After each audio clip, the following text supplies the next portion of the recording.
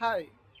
KCET ಹಾಗೆ NEET application 2026 ಯಾವಾಗ start ಆಗುತ್ತೆ, ಹಾಗೆ ಇದಕ್ಕೆ ಬೇಕಾಗಿರುವಂಥ ಡಾಕ್ಯುಮೆಂಟ್ ಬಗ್ಗೆ ಒಂದು ಅಪ್ಡೇಟನ್ನು NTAದವರು ನೀಡಿದ್ದಾರೆ. ಅದ್ರ ಬಗ್ಗೆ ಕೂಡ ಈ ವಿಡಿಯೋದಲ್ಲಿ ನಿಮಗೆ ಇನ್ಫಾರ್ಮೇಷನ್ ಕೊಡ್ತಾ ಇದ್ದೀನಿ.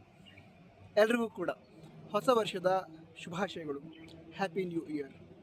ಸರಿ, ಈಗ ವಿಷಯ ತಿಳ್ಕೊಳ್ತಾ ಹೋಗೋದಾದ್ರೆ, ಈ KCET ಅಪ್ಲಿಕೇಶನ್ ಏನಿದೆ ಇದು ಜನವರಿ 3rd ವೀಕಲ್ಲಿ ಸ್ಟಾರ್ಟ್ ಆಗುತ್ತೆ.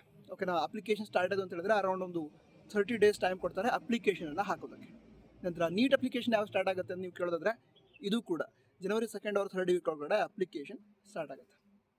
ನಂತರ ಈಗ ಮುಂದಿನ ವಿಷಯವನ್ನು ಹೇಳೋದಾದರೆ, NTAದವರು ನ್ಯಾಷನಲ್ ಟೆಸ್ಟಿಂಗ್ ಏಜೆನ್ಸಿಯವರು ನೀಟ್ JEE ಹಾಗೆ CUETಗೆ ಬೇಕಾಗಿರುವಂಥ ಡಾಕ್ಯುಮೆಂಟ್ ಏನಿದೆ ಅದಕ್ಕೆ ಸಂಬಂಧಿಸಿದಂಥ ಇನ್ಫಾರ್ಮೇಷನ್ ಕೊಟ್ಟಿದ್ದಾರೆ. ಏನಂತ ಹೇಳಿದ್ರೆ, ಆಧಾರ್ ಕಾರ್ಡ್ ಅಪ್ಡೇಟ್ ಮಾಡಿಸ್ಬೇಕು ಅಂತ. ಅಪ್ಡೇಟ್ ಯಾವಾಗ ಮಾಡ್ತು ಅಂತ ಹೇಳಿದ್ರೆ, ಈಗ ಅಪ್ಲಿಕೇಶನ್ ಹಾಕಬೇಕಾದ್ರೆ ನೀವು ನಿಮ್ಮ ಆಧಾರ್ ನಂಬರನ್ನು ಎಂಟ್ರಿ ಮಾಡ್ತೀರಾ. ಆವಾಗ ನಿಮ್ಮ ಹೆಸರು, ಕ್ಯಾಂಡಿಡೇಟ್ ನೇಮ್, ಹಾಗೆ ನಿಮ್ಮ ತಂದೆ ಹೆಸರು, ತಾಯಿ ಹೆಸರು, ಡೇಟ್ ಆಫ್ ಬರ್ತ್, ಇದನ್ನು ನಿಮ್ಮ ಆಧಾರ್ ಕಾರ್ಡಲ್ಲಿ ಏನು ಡೀಟೇಲ್ಸ್ ಏನಿದೆ ಅದ್ರ ಜೊತೆಗೆ ವೆರಿಫೈ ಮಾಡಿಸ್ತಾರೆ. ನಂತರ ನಿಮ್ಮ ಆಧಾರ್ ಕಾರ್ಡಲ್ಲಿ ಇರುವಂತಹ ಡೀಟೇಲ್ಸ್ ಹಾಗೆ ನಿಮ್ಮ SSLC marks card, 10th marks card ಅದರಲ್ಲಿರುವಂತಹ ಡೀಟೇಲ್ಸ್ ಎರಡು ಮ್ಯಾಚ್ ಆಗಬೇಕು. ಓಕೆನಾ. ಮ್ಯಾಚ್ ಆಗದೇ ಇದ್ದರೆ ಪ್ರಾಬ್ಲಮ್ ಆಗುತ್ತೆ. ಅದಕ್ಕೋಸ್ಕರ ನಿಮ್ಮ SSLC ಅಥವಾ 10th ಮಾರ್ಕ್ಸ್ ಕಾರ್ಡನ್ನು ತೆಗೆದುಕೊಳ್ಳಿ, ಹಾಗೆ ನಿಮ್ಮ ಆಧಾರ್ ಕಾರ್ಡನ್ನು ತೆಗೆದುಕೊಳ್ಳಿ. ನಿಮ್ಮ ಹೆಸರಲ್ಲಿರುವಂತಹ ಸ್ಪೆಲ್ಲಿಂಗ್, ತಂದೆ ಹೆಸರಲ್ಲಿರುವಂಥ ಸ್ಪೆಲ್ಲಿಂಗ್, ಡೇಟ್ ಆಫ್ ಬರ್ತ್ ಎಲ್ಲ ಕರೆಕ್ಟ್ ಆಗಿದೆಯಾ ಚೆಕ್ ಮಾಡಿ.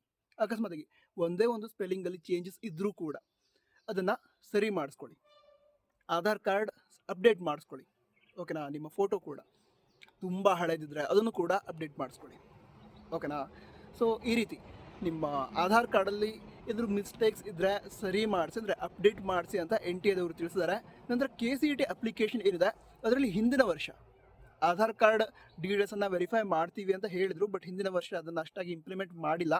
ಮೇ ಬಿ ಈ ವರ್ಷ ಆಧಾರ್ ಕಾರ್ಡ್ ವೆರಿಫಿಕೇಷನ್ ಅಥವಾ ನಿಮ್ಮ ಆಧಾರ್ ಕಾರ್ಡ್ ನಂಬರ್ ಏನಿದೆ ಅದನ್ನು ಕೇದವರು ಕೂಡ ಕೇಳಬಹುದು ಈ ವರ್ಷ KCET 2026 ಅಪ್ಲಿಕೇಶನ್ಗೆ.